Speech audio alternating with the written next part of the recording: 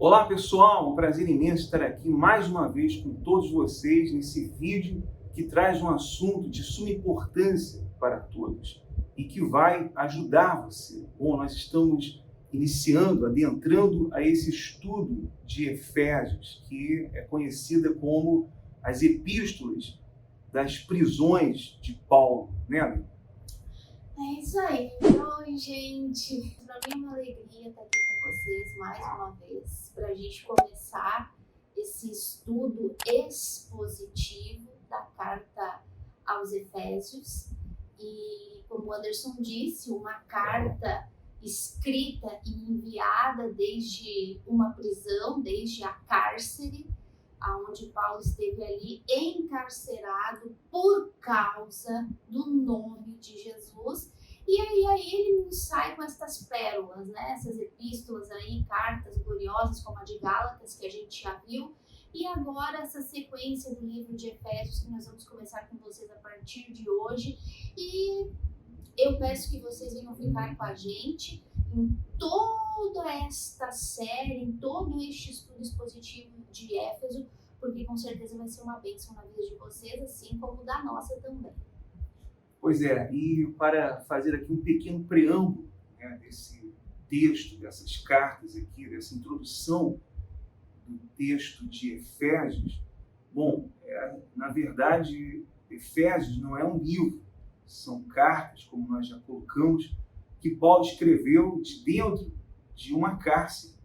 Ele estava aprisionado e ele começa esse texto, essa introdução, de forma muito peculiar, né? Porque ele começa louvando a Deus. Quem louvaria dentro de uma cárcere?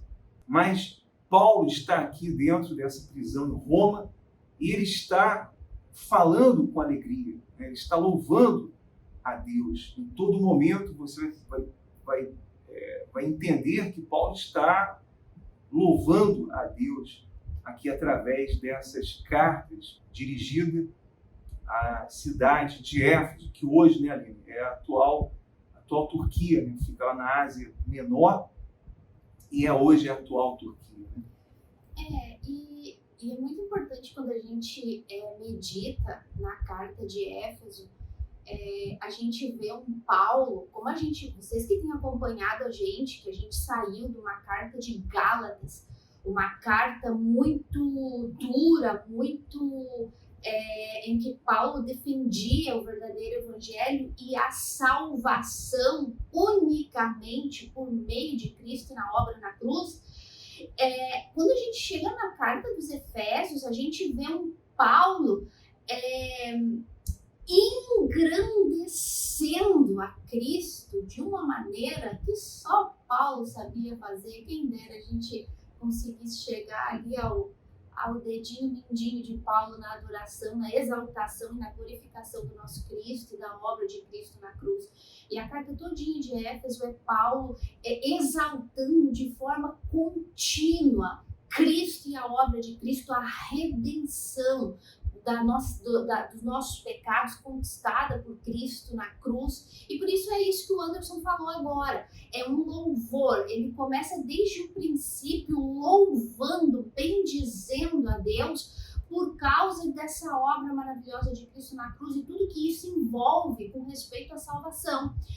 Lembrando, é muito importante lembrar que assim como na carta de Gálatas, a igreja de Gálatas era uma igreja que foi fundada por Paulo, mas era uma igreja ainda que estava começando a caminhar na fé, diferente da igreja de Éfeso. A igreja de Éfeso era considerada a igreja mais madura, espiritualmente falando. Então vocês vão ver aí que existe uma enorme diferença, até porque na carta de Gálatas era Paulo puxando a orelha deles o tempo todo, né? Impressionado com a fraqueza e a debilidade deles de se deixarem enganar. Já aqui, na carta de Éfeso, a gente vê um Paulo lembrando essa igreja das bênçãos e de toda a graça que Cristo derramou, que Deus derramou sobre essa igreja, né? Então vocês vão ver que é um estudo lindo, vocês vão ver todas as consolações, todas as não sei nem que palavra usar, essas palavras de ânimo de Paulo mostrando para aquela igreja, a igreja madura, uma igreja alicerçada, onde Paulo passou ali 3 anos ensinando. Bom, em Éfeso passou só os melhores dos melhores, né? Fundada por Paulo, depois assistida por Aquila e Priscila, depois por Timóteo, no final por Tito.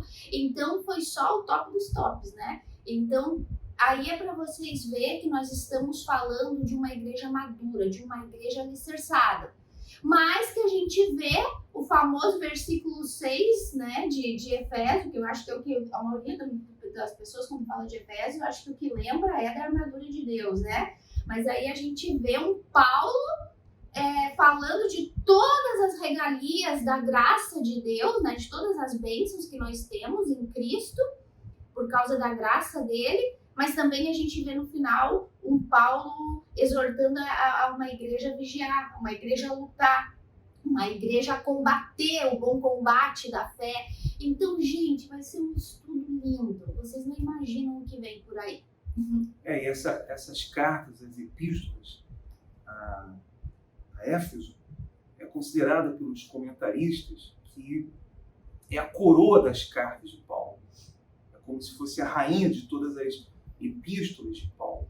Quer dizer, ela é a base da doutrina da nossa fé. Mas só algo mais para deixar claro com respeito à igreja de Éfeso, do capítulo 1 até o capítulo 3, Paulo mostrando para a igreja de Gálatas como uma maneira de recompensa, de conforto, de alívio, de ânimo para essa igreja madura. Então, do capítulo 1 ao capítulo 3 Paulo falando daquilo que que Deus já fez pela igreja. Tudo no passado. A gente vai estudar e vocês vão ver. A carta de Efésios é a igreja dos atos consumados de Deus para a igreja. Não são coisas que Deus irá fazer, são coisas que Deus já fez desde quando, meus amores? Desde antes da fundação do mundo. Então a carta de Efésios é a carta dos hechos, dos fatos consumados, de tudo aquilo que Deus já fez, do capítulo 1 ao capítulo 3. E do capítulo 4 ao capítulo 6 é aquilo que a igreja tem que fazer. Então Deus já fez.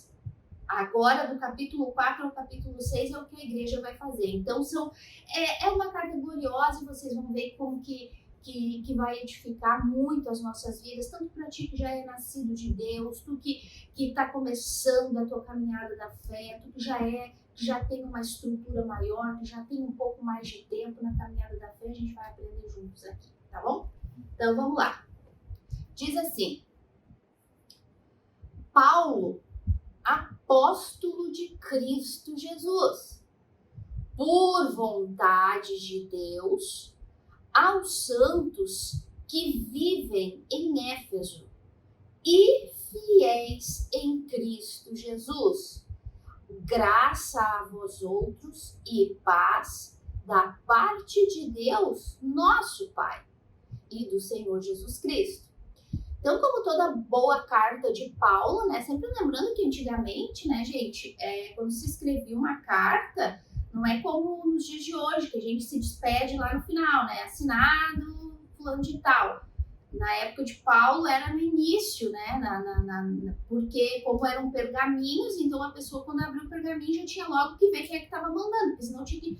Porque geralmente eram cartas, então eram vários pergaminhos, não podia esperar chegar lá no final para ver quem tinha mandado, né? Então, já logo no início a pessoa se identificava. E para não ter maus entendidos, então Paulo já chega ali e fala de cara. Lembra lá em Gálatas? A gente sempre vai lembrar de Gálatas algumas coisas. É muito importante, porque é o mesmo escritor. E o mesmo escritor e o mesmo inspirador, Paulo e o Espírito Santo. Então a gente sempre vai lembrar. Lembra que em um determinado momento da carta de Gálatas, Paulo teve que defender o seu apostolado para que as pessoas viessem dar valor para aquilo que ele pregava. Então aqui ele já vem desse jeito, Paulo, apóstolo de Cristo Jesus. É a assinatura de Paulo. Eu sou apóstolo. Eu, Paulo, sou apóstolo e de Cristo Jesus. E pela vontade de quem? Dos homens? Do Sanedrim? Da sinagoga? Dos judaizantes? De Paulo? De Pedro? Dos discípulos? Não. Eu sou apóstolo de Jesus por vontade de Deus. Foi ele quem quis, foi ele quem me escolheu. Foi ele que um dia me derrubou do cavalo e me disse: agora tu vai saber o que é sofrer por amor de mim. Agora tu vai pregar o evangelho. Aqueles que tu perseguia, agora vão te perseguir. Né? No sentido, ele perseguia a igreja, agora ele também vai ser perseguido por causa da igreja de Cristo.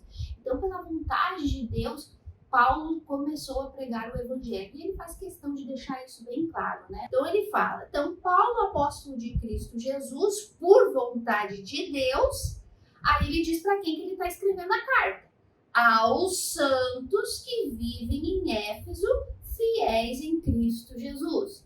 Então, para que Paulo está enviando essa carta gloriosa? Para os crentes, para os filhos, para a igreja verdadeira, para os santos, para os separados, para aqueles que foram escolhidos por Deus para fazerem parte do corpo de Cristo. Aqueles que são fiéis a Cristo, fiéis à obra de Cristo na cruz. Pessoas literalmente santas. Não no sentido de perfeição, mas no sentido de separados do mundo. Porque santidade, ser santo é ser separado, ser diferente do mundo. Então, esta carta, por isso que eu falei no início para vocês, como é importante a gente ter esse entendimento, essa carta não é para incrédulos, essa carta não é para pessoas que estão assim ali, começando a caminhada da fé, não, é para a igreja fiel, madura, alicerçada, com estrutura, que já tem entendimento. Tanto é que vocês vão ver que nós vamos entrar daqui para frente em assuntos muito alto nível do cristianismo, né? Então, essa carta é para os crentes verdadeiros, para os verdadeiros filhos de Deus, tá? Então, ele vem e fala, graça a vós outros e paz da parte de Deus, nosso Pai. Veja que Paulo está falando e ele tem certeza de que ele está falando com irmãos realmente da fé, pessoas nascidas de Deus, nosso Pai. Nosso, meu e de vocês. Então ele sabe com quem que ele está falando. E do nosso Senhor Jesus. Aí ele vem assim, o título diz assim, as bênçãos de Deus em Cristo, autor da nossa redenção. E em algumas traduções, e é muito importante isso, é Cristo cabeça da igreja. Antes eu não falei esse detalhe, mas é muito importante falar. A carta de Éfeso, como eu disse, é Paulo continuamente exaltando Cristo e a obra de Cristo na cruz, essa redenção conquistada por Cristo na cruz, e sempre colocando Cristo como cabeça da igreja. Sempre. É uma igreja madura, uma igreja alicerçada, que sabe que o seu cabeça é Cristo e que eles são o corpo, que quem manda ali é Cristo. Então, Paulo, no título, está escrito em algumas traduções e a maioria não tem.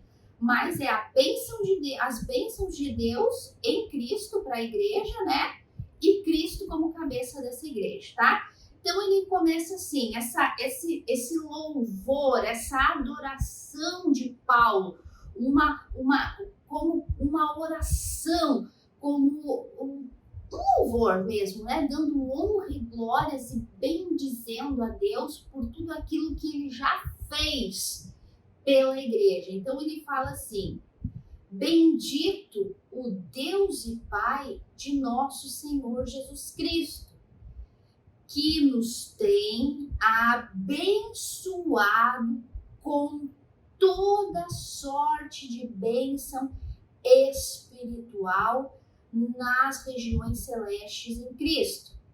Assim como nos escolheu nele antes da fundação do mundo para sermos santos e irrepreensíveis perante ele e em amor nos predestinou para Ele, para a adoção de filhos por meio de Jesus Cristo, segundo o beneplácito da sua vontade, para louvor da glória de sua graça, que Ele nos concedeu gratuitamente no amado.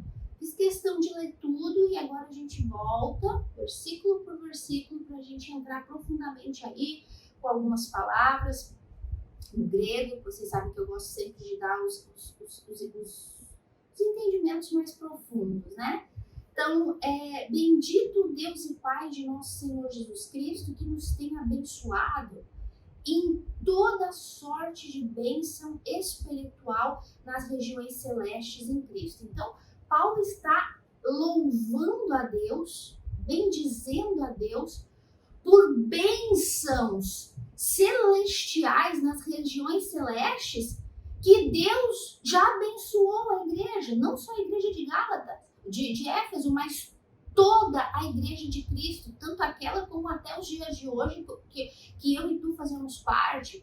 Então, Paulo aqui está louvando a Deus por estas bênçãos que Deus já deu. Então, quando ele usa a palavra bênçãos celestiais, ele usa a palavra no grego epouranios, que significa bênçãos espirituais concernentes à salvação. Porque olha só, meus amores, a gente vai ficar aqui até o versículo 6 hoje, mas todo esse louvor, essa oração de Paulo, ela é do versículo 3 até o versículo 14. Se a gente vai nos originais, não existe ponto. Paulo quase que ficou sem fôlego aqui falando, porque ele vai falando sem ponto. A gente teve que botar um ponto aqui imaginário, porque senão o vídeo vai ficar de 5 horas. Mas em todo esse do versículo 3 até o versículo 14, Paulo vai descrever aí uma lista de pelo menos 7 bênçãos espirituais que Deus já concedeu para a igreja no passado, que Deus já deu para o povo, para os filhos verdadeiros. Então, olha só, essas bênçãos celestiais são que nós fomos eleitos, e tudo isso a gente vai ler aqui, mas eu já vou falar para vocês, que nós fomos eleitos em amor, que nós fomos predestinados para Jesus, que nós fomos adotados como filhos, que nós fomos aceitos pelo amado, que nós fomos redimidos dos nossos pecados, que nós fomos perdoados, ou melhor, fomos redimidos pelo sangue de Cristo, fomos perdoados dos nossos pecados e fomos selados com o Espírito da promessa. Então, do versículo 3 ao 14, existe uma série de bênçãos celestiais, ou seja, concernentes à salvação, à eternidade que Deus já nos deu. E desde quando? Desde antes da fundação do mundo. E agora a gente vai começar aí, uma por uma. Quer falar alguma coisa nisso, amor, antes de começar? Só lembrando que ele começa as cartas dentro de uma prisão, de uma cárcere, com louvores. Então, veja que esse louvor não está limitado às circunstâncias dessa vida. Ainda que nós não possuamos as coisas materiais desse mundo aqui, nós somos abençoados. Somos abençoados porque fomos justificados. Aqueles que foram salvos, aqueles que foram justificados na cruz do Calvário já estão abençoados.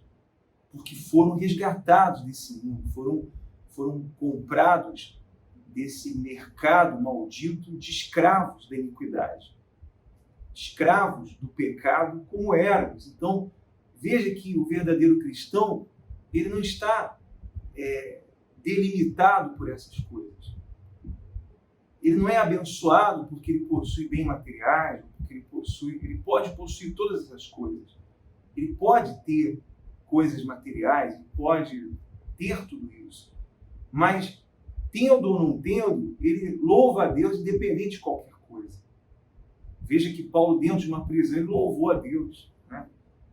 Falando dessas bênçãos, como nós falamos no vídeo lá de Gálatas, né? Se nós fôssemos medir o amor de Deus pelo apóstolo Paulo, pelos parâmetros do evangelho de hoje, o evangelho da prosperidade, o evangelho falso que existe nesse mundo. Então, Deus odiava Paulo, porque que mede o amor de Deus pelas bênçãos porque conquistadas, esse evangelho falso, ele mede esse amor de Deus por essas coisas, pelas bênçãos, por um grande testemunho, pelas grandes conquistas.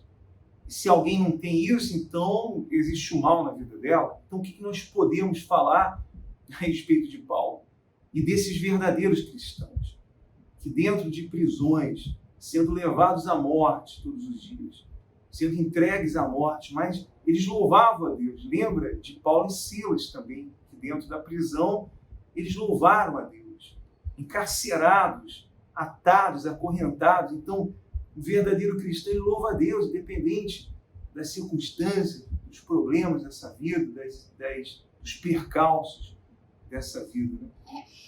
É aquela coisa, né? A pessoa que ela é livre em Cristo, né? Que ela foi livre em Cristo, não tem homem, não tem diabo, não tem problema, não tem sociedade, não tem governo, não tem nada que possa prender ela.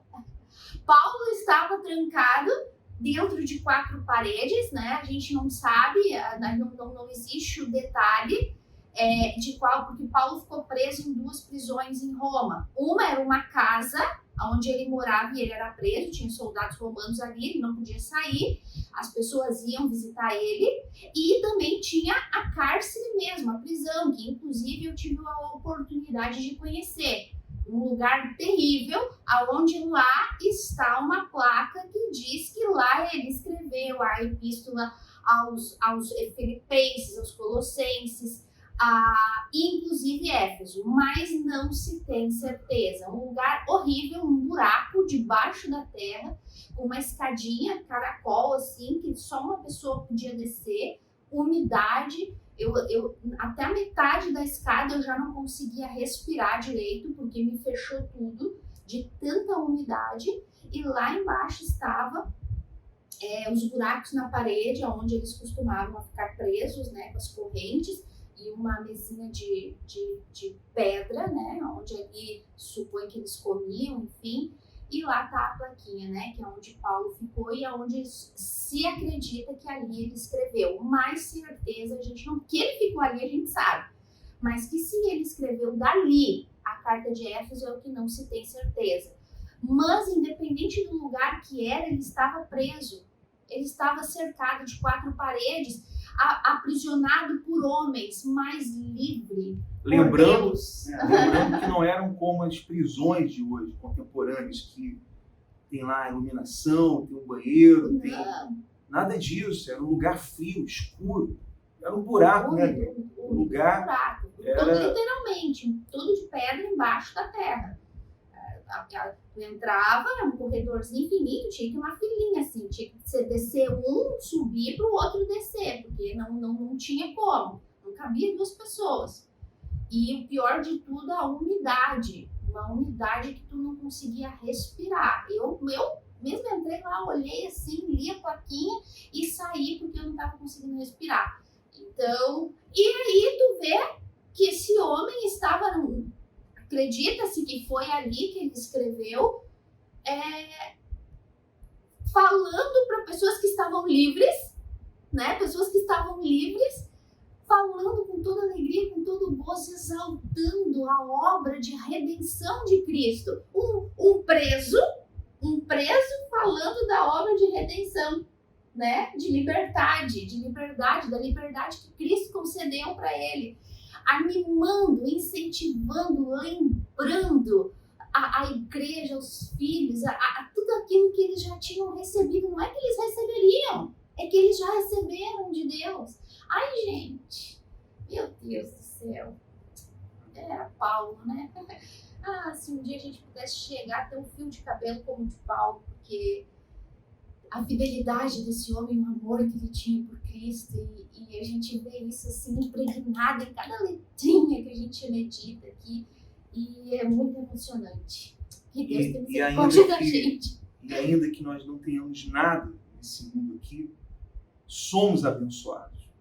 É o que Paulo está enfatizando, destacando aí nessas cartas. Né? E porânhos. bênçãos espirituais nas regiões celestes, e sem contar a paz e o gozo de saber que tu foi livre do teu pecado, que tu foi escolhido por Deus, que tu foi predestinado para a salvação, que tu foi redimido pelo sangue desse Cristo, que assim, cerejinha do bolo, que tu ganhou, que tu recebeu de graça o Espírito de Deus para habitar dentro de ti, que tu foi adotado como filho legítimo de Deus, entrou legitimamente para a família de Deus, sendo coerdeiro com Cristo, o único legítimo, filho legítimo, e nós somos coerdeiros com Ele, tudo que é de Cristo é nosso também. Olha Paulo lembrando essa igreja de todas as recompensas do que é ser parte da família de Cristo. Ai, gente, como eu desejo que vocês tenham esse entendimento. Olha só, vamos ler aqui, porque agora aqui muita calma nessa hora. Muita calma nessa hora, porque agora aqui eu falei que nós vamos entrar nas bênçãos celestiais que Deus nos deu no amado, que Deus concedeu tudo no passadinho para os filhos. Então aqui nós vamos entrar na doutrina que mais incomoda as igrejas por aí. Nós vamos entrar na doutrina da predestinação e da eleição incondicional. Doutrina essa que por muitos é considerada diabólica, que por muitos é considerado um absurdo, que por muitas é considerado blasfêmia, que por muitos é considerado, meu Deus, um absurdo, que esse Deus pode escolher alguns para ser salvo e outros não. Então nós vamos entrar aqui, logicamente, não com toda a profundidade que merece agora, porque a gente vai gravar predestinação e eleição incondicional lá no canal Fundamento, só playlist disso, mas aqui faz parte do estudo da igreja madura. Olha só, o que a gente falou no início? Igreja madura, alicerçada, que já tem estrutura para aprender, para entender. Paulo está falando com uma igreja madura do quê? De eleição incondicional de predestinação. Isso é uma prova para que muitos entendam que este assunto é para pessoas que já têm um determinado tempo de vida cristã. Mas tem muita gente por aí que é contra. A pergunta é, como que a pessoa pode ir contra aquilo que está escrito? Então, pelo menos, ela deveria ser honesta e dizer, eu não entendo. Mas eu não vou contra, por quê? Porque a pessoa que se diz cristã, ela não pode ir contra algo que está escrito. E aqui está escrito. E eu juro que está aí na Bíblia de vocês também. Só aproveitando o ensejo da tua fala aqui, a Bíblia, né, eu quero deixar essa ressalva, porque a Bíblia ensina de forma clara e consistente que Deus nos escolheu para sermos salvos antes mesmo de nascermos. Então, é a Bíblia que está ensinando isso. Em toda a Bíblia é ensinado isso. Só que o falso evangelho, ele evita isso, porque isso não agrada ao público. Isso não vai agradar a maioria. Então, não é conveniente para eles falar sobre isso. Mas você vê que Paulo está falando. A predestinação é desde Gênesis, né?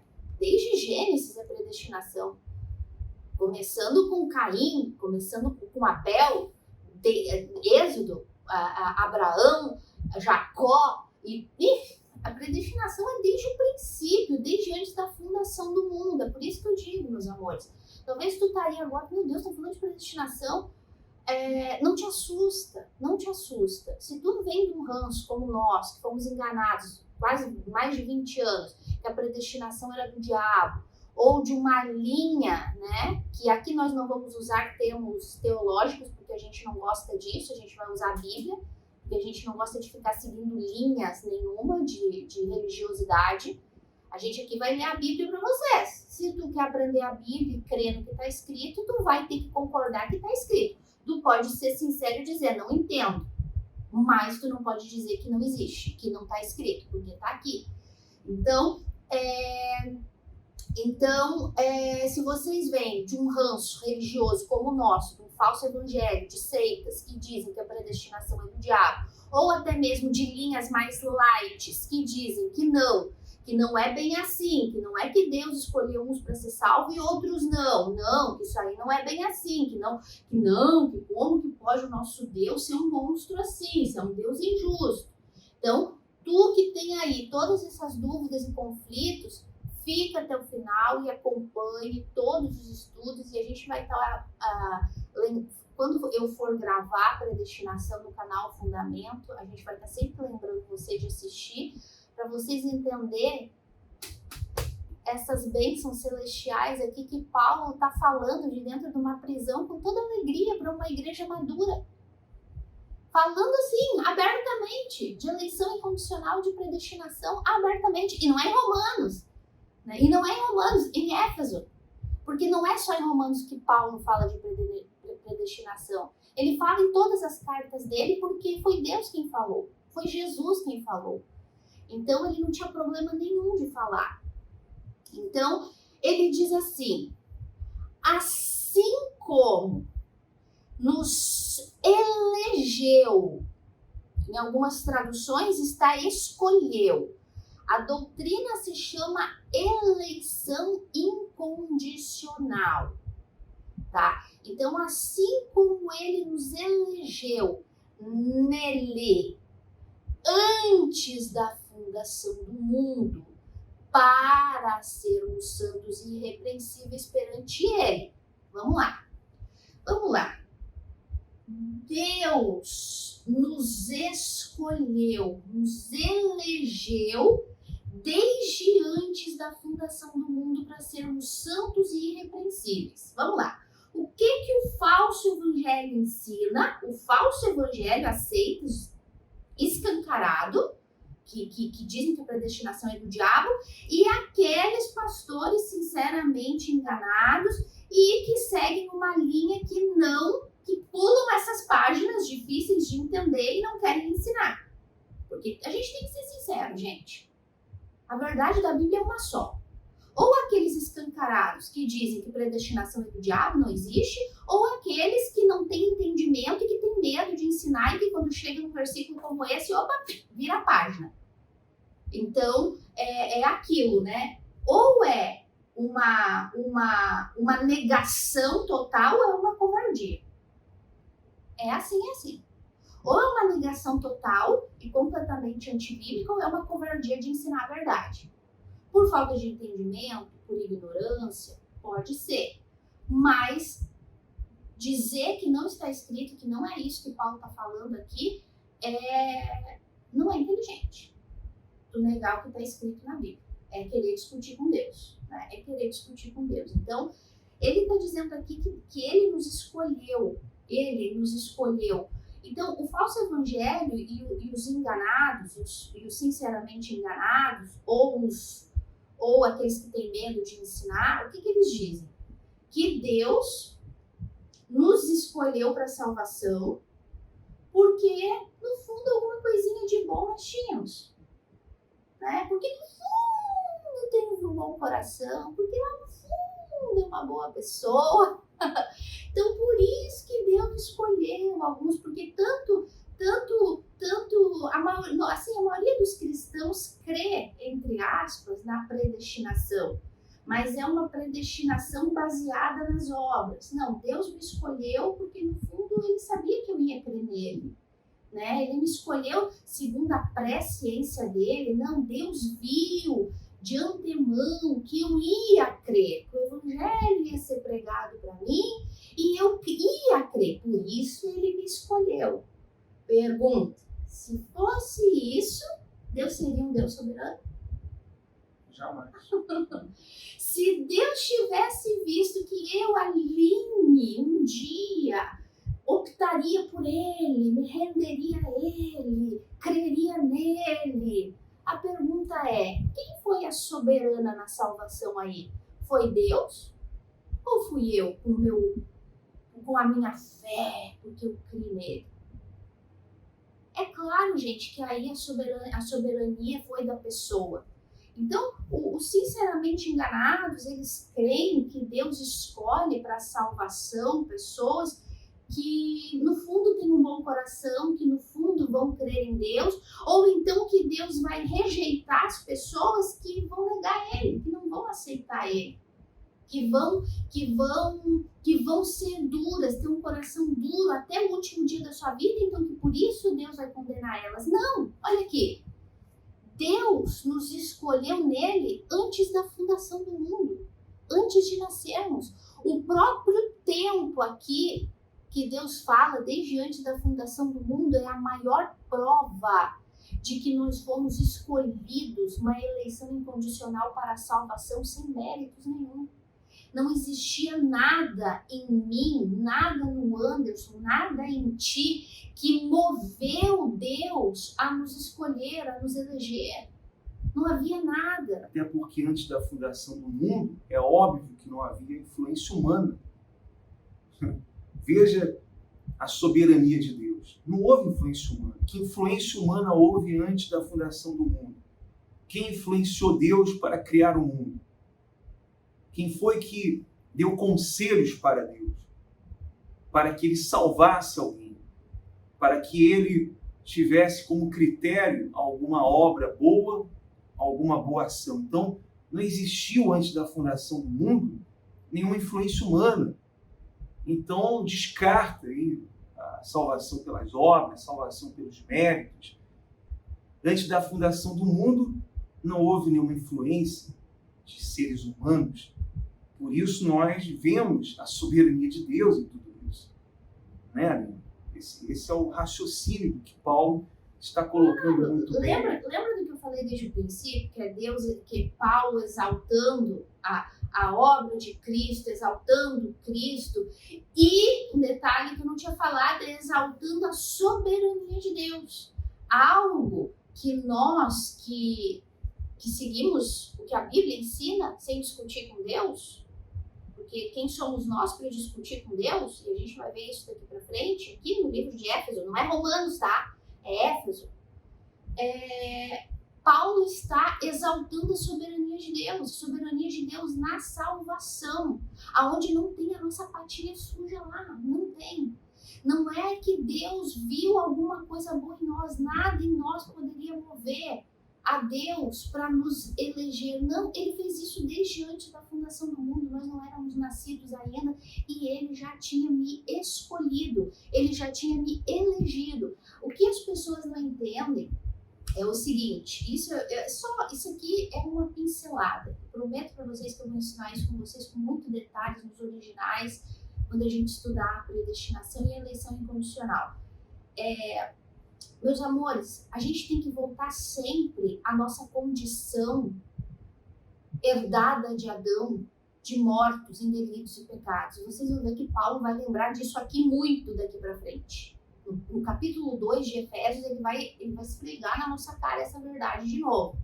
Então, a gente tem que entender o seguinte: todos nós nascemos inimigos de Deus, separados, mortos espiritualmente.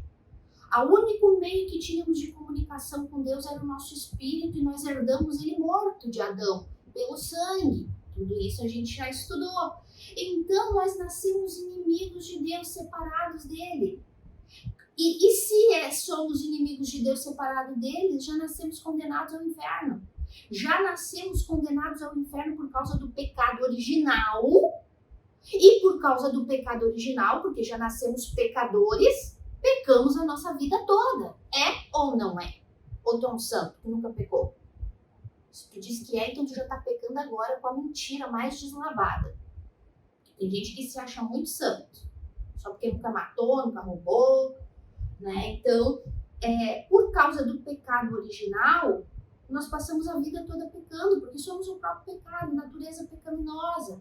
Então, para vocês entenderem com um pouco mais de detalhes a eleição incondicional, é que de um grupo de pessoas, de criaturas, né? Um grupo de pessoas, de criaturas que nasceram já condenadas ao inferno, Deus, por sua graça, que a gente vai ver muito nos próximos versículos, vai lá e escolhe, elege pessoas para salvar, para mostrar a sua graça. Mas não é que as pessoas tinham direitos de serem salvas. Ninguém tinha direito de ser salvo, ao contrário.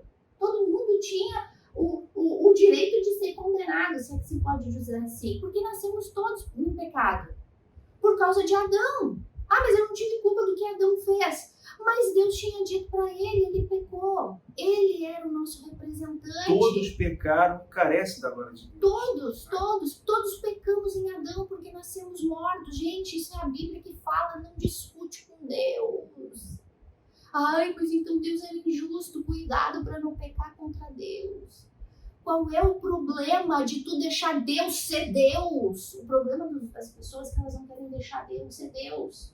Elas querem manipular o deusinho pequenininho que elas criaram de acordo com a mentezinha delas e defender esse Deus e proteger esse Deus. O meu Deus não pode ser esse tirano. Mas só que elas não estão vendo que elas estão tirando o Deus do trono dele. O Deus criado pelas religiões, pelo falso evangelho, é esse Papai Noel bobo aí. Esse Papai Noel que eles criaram a sua imagem e semelhança, é invertido, né?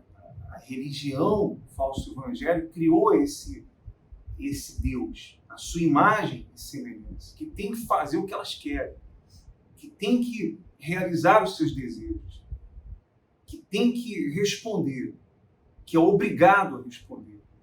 Eu determino isso. Então, não seja feita a vontade dele, é a vontade do ser humano.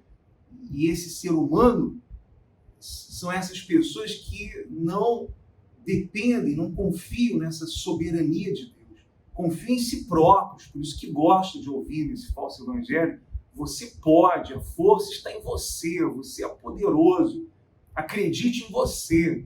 E até a imposição de que tu tem que te salvar.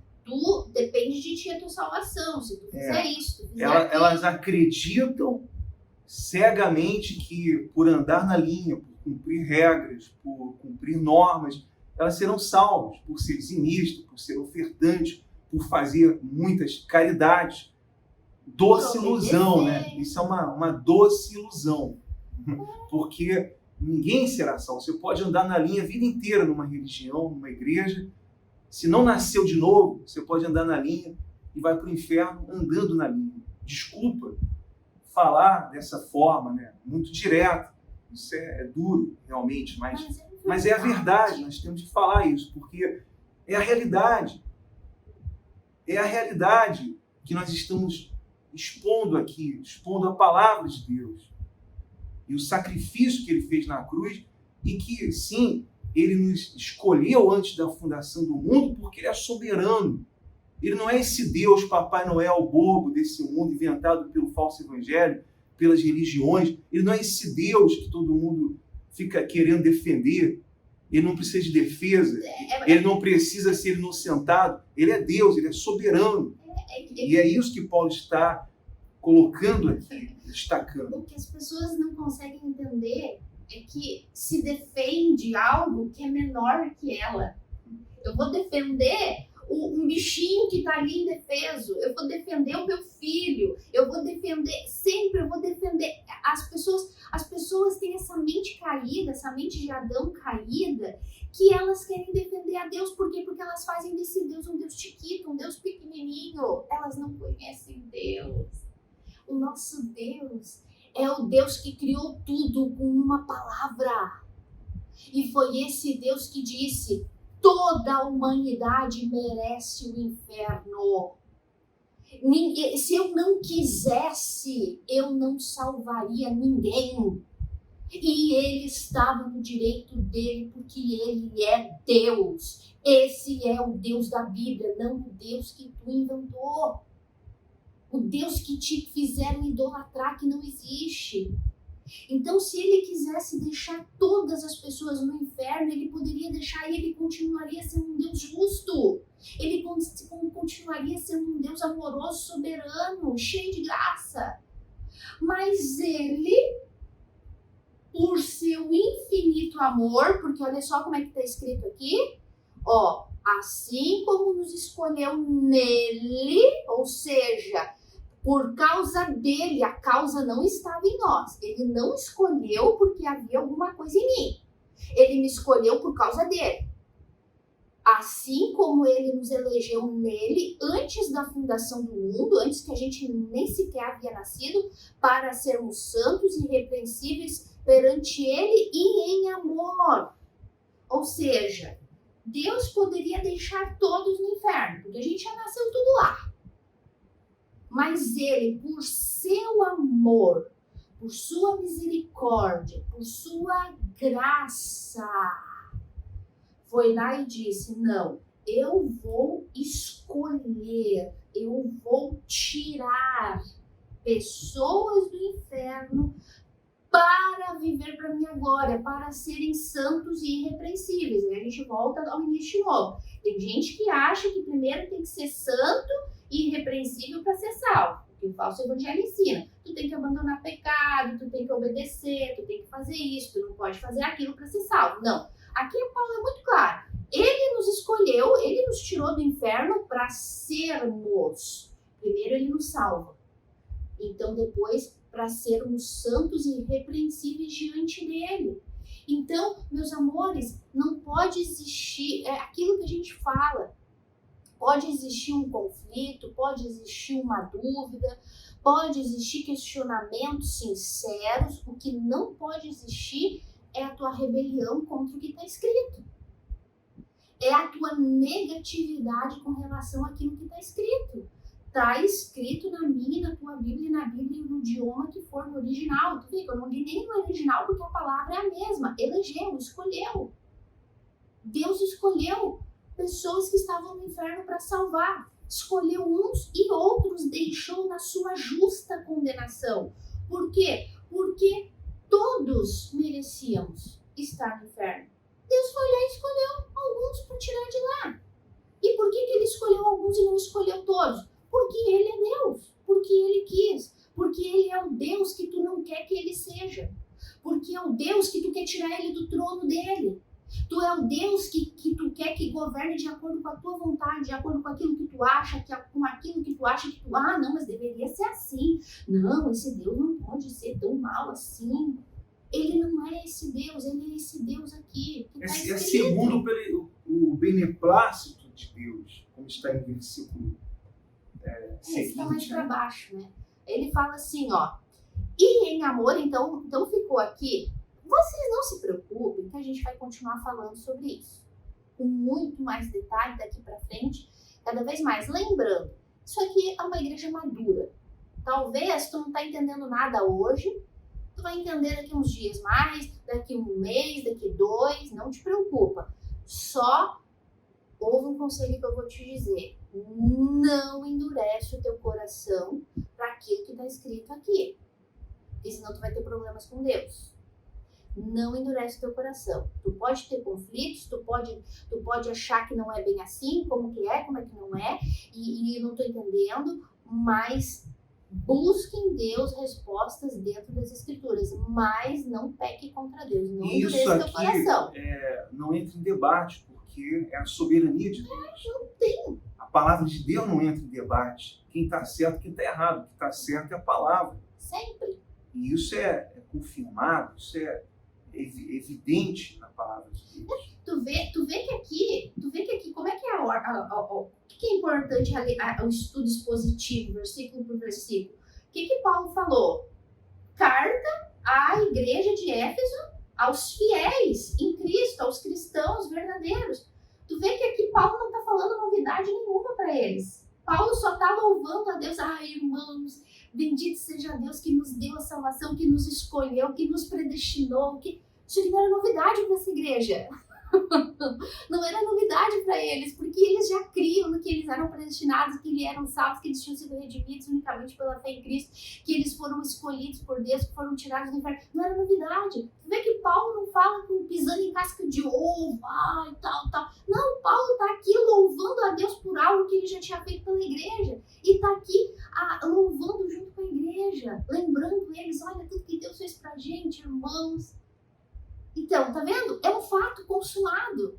Lembra que eu falei? Tudo que está aqui já aconteceu, é um fato consumado. Não tinha dificuldade nenhuma para Paulo ensinar e nem para aquela igreja que estava ouvindo ouvir e se alegrar, porque é uma verdade que para eles não era novidade, era um gozo, era uma alegria, era uma honra, né? Como a gente vai ver daqui para frente. E aí ele fala assim, ó.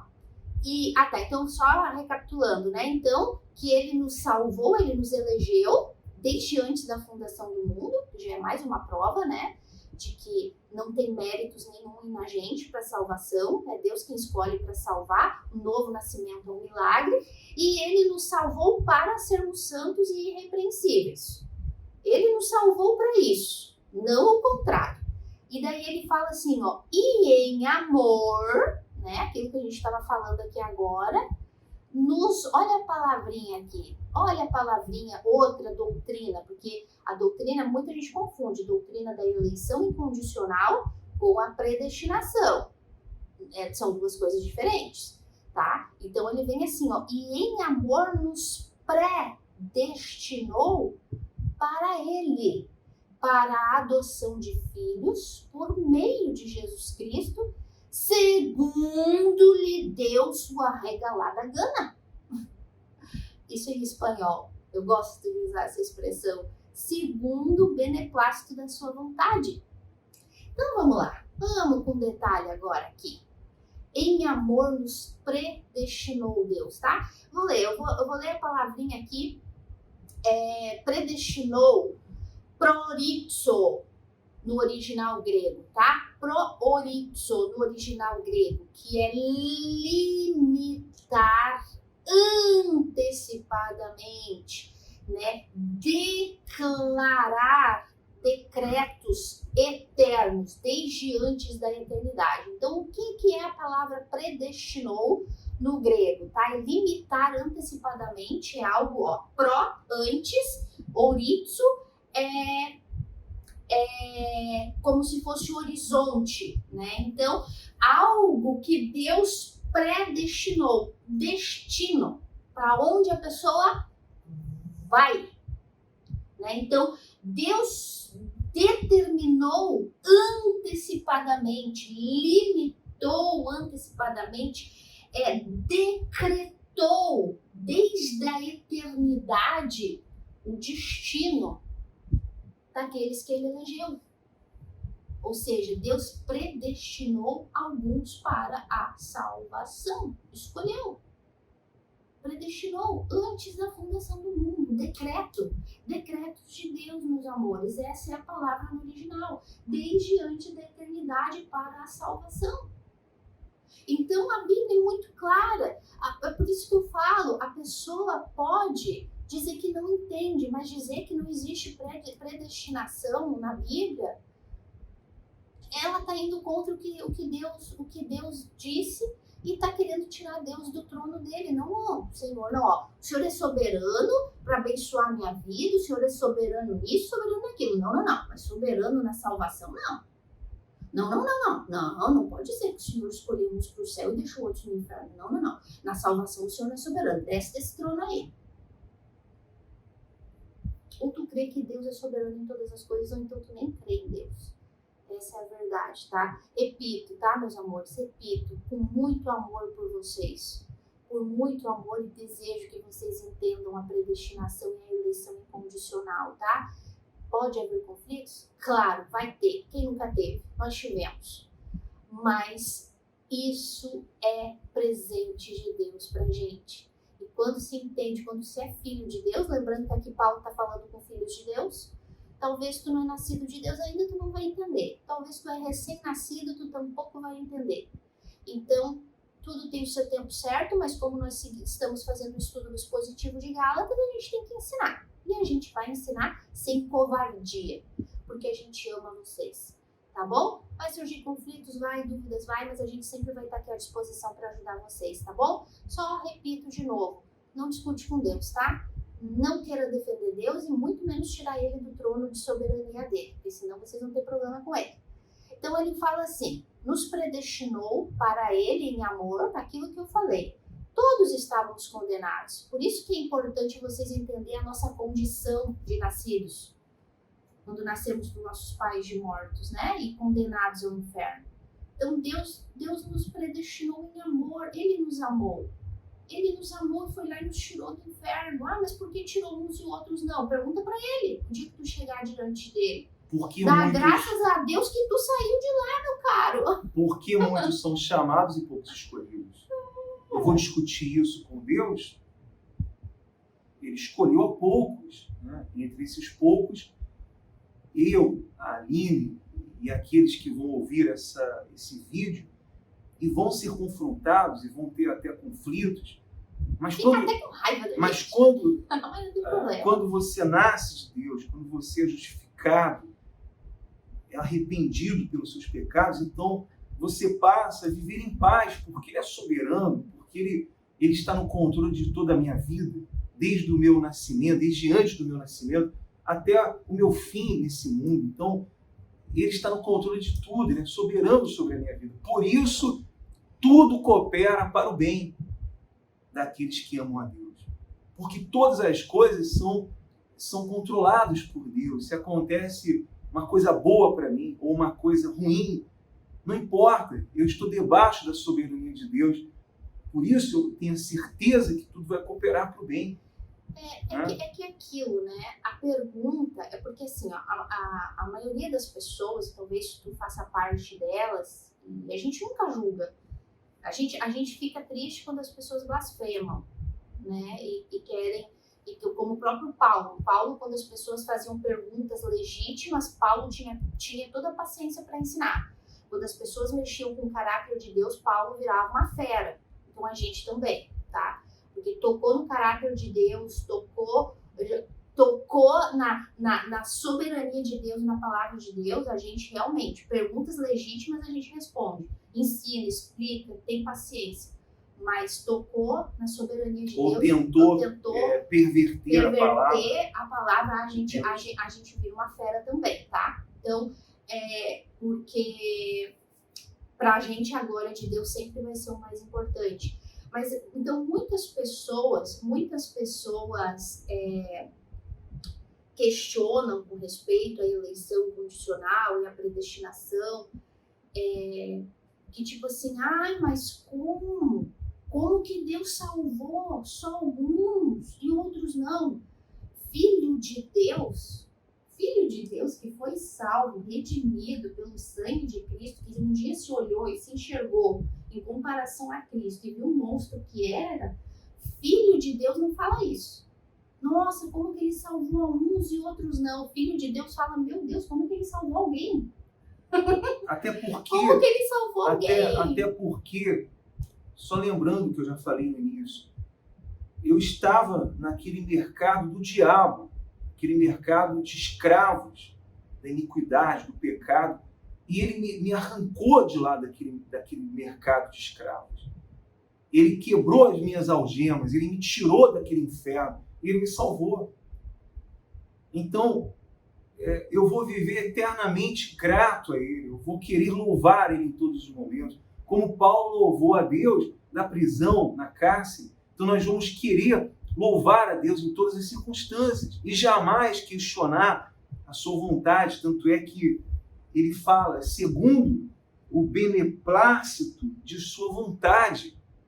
Quer dizer, é a aprovação de um Deus que é autoexistente, superior, todo-poderoso, Deus criador, o Deus do próprio poder, a própria autoridade. Então, quem sou eu para questionar isso? Se eu fui comprado, fui liberto, estava algemado ali, ele quebrou as minhas algemas. Na cruz, ele me justificou. Como que um filho de Deus, aquele que foi adotado por ele, foi resgatado por ele, vai questionar a ele? Jamais. Então, quem de fato nasceu de Deus, quem de fato se tornou filho de Deus e foi adotado, como ele diz aqui, né, para a adoção de filhos por meio de Jesus Cristo, segundo o beneplácito, segundo a sua aprovação. Como a Aline falou em espanhol aqui, a sua regalada gana. Ele quis, ele aprovou, ele determinou antes, lembrando, decreto da eterno. fundação do mundo, nos A predestinou. palavra usada, proritzo, ele decretou desde antes da fundação do mundo, decreto eterno de Deus. Deus decretou, ele disse, é assim. Gente, olha só, a essência do entendimento da predestinação e da eleição incondicional, repito, a gente vai estudar lá no canal, fundamento, palavrinha por palavrinha, tudo com detalhe para vocês. Aqui é o estudo expositivo de Éfeso e a gente está indo na ordem correta. Então a gente não pode falar assim com tanto detalhe como a gente gostaria. Mas a essência do entendimento da eleição incondicional, da predestinação, que é bíblico, está aí. Eu juro que está aí na Bíblia de vocês. É um novo nascimento. Gente, só um filho de Deus regenerado que um dia estava morto em delitos e pecados, morto, e teve o coração movido por Deus para crer no Evangelho e olhar para a cruz. Só um filho de Deus consegue enxergar a cruz e quando se enxerga com o reflexo da cruz, consegue enxergar o monstro que é. E só quem conseguiu enxergar o monstro que é no dia do novo nascimento, que a gente sempre fala, né? O dia do novo nascimento é o pior dia da nossa vida e é o melhor. Mas primeiro ele é o pior, porque é quando a gente se enxerga o monstro que a gente é. Já viu aqueles filmes de terror, aqueles filmes que a pessoa tá bem bonitinha, daí ela vai no espelho e ela vê um monstro? É exatamente esse é o retrato espiritual nosso no dia do novo nascimento. E só um filho de Deus que conseguiu se enxergar, enxergou a santidade de Deus, enxergou Cristo e se enxergou, pode dizer o seguinte: meu Deus, como esse Deus santo, santo, santo pode ter salvado alguém, começando por mim, o pior dos pecadores, como Paulo dizia. Quem não é filho de Deus nunca conseguiu se enxergar realmente, gente, se vocês soubessem o que a gente é diante de Deus. Só filho de Deus. Que um dia se enxergou e ficou tão chocado, tão desesperado e clamou por este Salvador, que hoje, ao contrário do que os outros dizem, os que são contra a predestinação e eleição, que dizem, mas como esse Deus é tão mau, que só salva uns e outros não, nós que um dia nos enxergamos, a gente fala, como é que ele salvou alguém? Ele não tinha Deus, ele não podia ter salvado ninguém, por causa da santidade dele, da perfeição dele. Lembra de Isaías? Quando viu a glória de Deus, falou: e tô morto, ai de mim que sou homem impuro, de lábios impuros, tô perdido, tô morto, porque ele enxergou a Deus, ele enxergou a glória de Deus. Oséias, esqueci agora o profeta, que quando viu a glória de Deus, ele disse: podridão entrou nos meus ossos, tô morto. Porque ele enxergou a santidade de Deus e o reflexo do monstro que ele era. Então, só uma pessoa nascida de Deus que um dia se enxergou é capaz de dizer por como Deus foi capaz de me salvar. Ele não deveria ter me salvado. Tá vendo a diferença? Enquanto os outros que estão lutando contra a eleição e predestinação, não, porque como que Deus é esse monstro, e que Deus isso, e como que pode, as pessoas não merecem ir pro inferno. Então, enquanto essas pessoas estão debatendo e querendo criticar e reclamar e defender Deus e tirar ele do trono dele, nós que fomos regenerados, que nos enxergamos, falamos: Senhor, graças por ter me tirado do inferno, porque o Senhor não precisava ter feito isso. Eu merecia ter ficado lá. Essa é a diferença. A gente merecia ter ficado lá e ele tirou. Isso é realmente muito emocionante, porque nós vamos viver assim eternamente gratos a Deus, porque Ele nos fez filhos dele. Quando Paulo fala dessa adoção, se nós fizermos aqui uma comparação, as pessoas que adotam uma criança, elas podem conceder àquela criança o amor, os recursos, a herança, mas não podem conceder àquele filho adotado as suas características peculiares. Mas Deus concede aos seus filhos adotados a sua natureza divina, que é a mudança dessa natureza. O fruto do Espírito, né? Que a gente estudou. Quer dizer, nós recebemos o Espírito dele, somos adotados e o Espírito dele produz em nós essas características, como falamos lá em Gálatas. Então, nós saímos da morte para a vida. Nós saímos da condenação e não enfrentaremos o juízo, porque ele nos justificou. E não porque eu andei na linha, não porque eu cumpri alguma coisa, não porque eu fui bom, porque antes de que houvesse essa influência humana, ele nos escolheu, ele nos fez filho, nos concedeu a sua natureza. Então, nenhum pai adotivo pode fazer isso. Pode dar amor, pode dar os seus recursos e toda a sua herança, mas não pode, jamais, nenhuma religião, nenhum pastor, ninguém pode conceder à pessoa a nova natureza. Somente Deus, por meio da fé que Ele dá àquela pessoa, para que ela creia. Né? Então, veja aqui, quando ele fala dessa adoção, quando Deus nos escolheu, Ele nos concedeu essa natureza divina. Nos fez filhos legítimos. E jamais deixaremos de ser filhos, porque, de fato, a morte do Senhor Jesus foi verdadeira, foi um verdadeiro sacrifício, foi completo, eficaz e substitutivo à morte penal para nos salvar, para nos resgatar desse mundo. Então, em toda e qualquer circunstância, seja na cárcere, seja em qualquer lugar, nós vamos viver louvando esse Deus com todas as nossas forças. E antes éramos escravos da injustiça, éramos escravos desse mundo, escravos do pecado, estávamos escravos do diabo, e agora somos filhos, somos servos, como Paulo diz, eu sou prisioneiro em Cristo, agora eu sou escravo da justiça, e é isso que nós nos tornamos. Paulo não disse que era prisioneiro de Roma, né? Eu sou prisioneiro, ele era prisioneiro de Roma, dos soldados romanos, de César. Ele era prisioneiro de Cristo, porque podia estar preso pelo homem, mas na verdade ele era prisioneiro por amor a esse evangelho, que ele nos elegeu, nos escolheu para ele, né?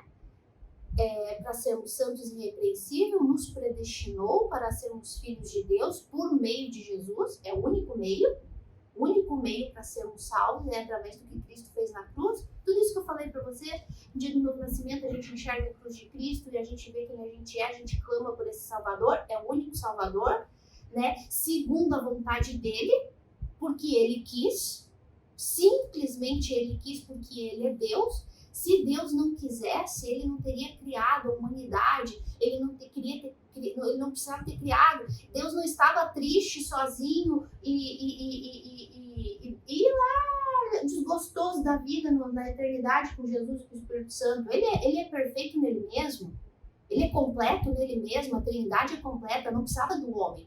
Ele fez isso para ter uma criatura para viver para a glória dele. Ah, mas aí, então, porque se Deus sabia que Adão ia pecar, por que ele criou? Porque ele quis. Olha aqui, está escrito. Segundo a vontade dele, segundo o beneplácito da sua vontade. Uma bondade por o prazer da glória dele. Ele quis, mas ele sabia que Adão ia pecar. Então, por que deixar nascer para ir para o inferno? Porque ele quis. E tu vai discutir com ele. Não vai adiantar nada. Tu vai querer continuar endurecendo e discutir com ele. E aí ele vem e fala assim, e ele fez tudo isso. Te salvou, te elegeu, te escolheu, te tirou do inferno, te redimiu, te fez filho dele, legítimo, com direitos, cordeiro com Cristo. Tudo para louvor da glória da sua graça. Graça, presente merecido. Ele fez isso para louvor da glória da graça dele. Para que essa graça fosse exaltada. Para que a glória dele fosse exaltada. E o que é que um filho de Deus faz quando descobre tudo isso e quando descobre que foi predestinado para sair do inferno? Estava no inferno, descobriu que foi tirado de lá desde antes da fundação do mundo. O que a gente faz? Glorifica a Deus, e não só aqui, vai ser por toda a eternidade, glorificando a esse Deus. Tudo para louvor da glória da graça dele, para exaltar essa graça que ele nos deu. No amado, que ele nos concedeu, né? Essa palavra no original, charito, que é um favorecimento, que é uma honra que nós recebemos dele. Né? Essa salvação, essa predestinação, essa eleição incondicional, tudo isso para a glória dele. Então, gente, eu sei que é um assunto bem polêmico, é um assunto bem complicado, é um assunto conflitivo, principalmente quem vem de ranços pentecostais, neopentecostais, arminianistas, todas essas linhas que a gente não gosta de ficar aqui dando nomes, porque isso aí pra gente não interessa, porque pra gente o que interessa é isso aqui, é o que Deus disse. Nós sabemos que é um assunto difícil de entender, mas se tem uma coisa que nós sabemos tão certo como respiramos, que a única verdade é a verdade da soberania de Deus. E se tu não entende que Deus é soberano sobre todas as coisas, tu tá num sério problema com ele. Pois é, o propósito último da salvação é a glória de Deus. Sim. É a glória de Deus. Então, ninguém foi criado para ser salvo. O que ele disse para Adão? Crescer e multiplicar e tenham filhos para minha glória, não para ser salvo. Mas o falso evangelho ensina que a salvação é mais importante, né? Então a glória de Deus sempre vai ficando de lado. Aí quando as pessoas são confrontadas com a soberania e com a glória de Deus, elas acham que está errado. Bom, nós vamos ficando por aqui, porque na semana que vem nós estaremos dando continuidade a esse estudo de Efésios, que são as cartas de Paulo para Éfeso. E faça como a Aline até mencionou os nomes de Priscila e Áquila, que foram os que levaram essas cartas, né? Que evangelizaram esses lugares lá na Turquia. Você pode fazer isso também aí, pegando esse link, copiando o link aqui do canal, desse vídeo em específico, e convidando alguém para assistir com você. Não se envergonhe disso, porque o Senhor Jesus não vai se envergonhar de você se você não se envergonhar desse evangelho. Então, você tem os seus contatos no WhatsApp, escolha alguns contatos, envie para essas pessoas, convide para que elas assistam o vídeo. Nós vamos agora fazer uma oração em favor de todos vocês. Vamos unir a nossa fé com todos vocês em oração. Senhor, nosso Deus e nosso Pai, nós entramos na Tua presença porque nós dependemos do Senhor, meu Pai. Sem o Senhor, nós não podemos nada, meu Deus. Nós precisamos do Senhor para tudo, meu Pai. Necessitamos da Tua direção, necessitamos da Tua orientação, meu Pai. E nós te pedimos agora por todos aqueles que nos acompanham, de onde eles estiverem, seja numa cárcere, como Paulo estava, meu Deus, preso, seja no hospital, seja, meu Deus, num lugar longe, num lugar, meu Pai, que ninguém está perto, meu Deus, para ajudar essa pessoa, meu Pai. Ela só está tendo acesso à Tua palavra através desse vídeo, através desse canal, meu Deus. E nós oramos em favor de todos agora, em todos os países, em todas as cidades, meu Deus. Aqueles que são confrontados, meu Deus, pela Tua palavra e se encontram em conflitos, meu Pai. De repente, confundidos, perdidos, cegos pelas religiões, meu Pai. E essa pessoa está recebendo a Tua luz agora, a luz do Evangelho, a luz da palavra. Então que ela receba agora, meu Deus, a Tua misericórdia e que haja o arrependimento verdadeiro e que esses frutos, meu Pai, comecem a aparecer, meu Deus. Nós oramos pelas famílias, oramos por todos nesse momento, meu Pai. Que a Tua palavra penetre nos corações, meu Deus, e que ela seja, então, abençoada, meu Deus, pelo Senhor, meu Pai. Em o nome do Senhor Jesus Cristo, é o que nós te pedimos desde já, te louvamos, meu Pai. Independente das circunstâncias, independente do que nós vivemos nesse mundo, meu Deus, das afrontas, dos problemas, das intempéries, nós te louvamos, meu Pai. Seja o teu nome exaltado, seja o teu nome glorificado, meu Pai. Que a tua soberania esteja sempre sobre nós. Em o nome do Senhor Jesus, e todo que crê, diga que assim seja. E graças a Deus. Graças a Deus. Bom, muito obrigado pelo seu carinho, por ficar conosco até agora, por nos acompanhar nesse estudo, nesse primeiro estudo de Efésios, e continuamos na semana que vem. Forte abraço a todos e até o nosso próximo encontro.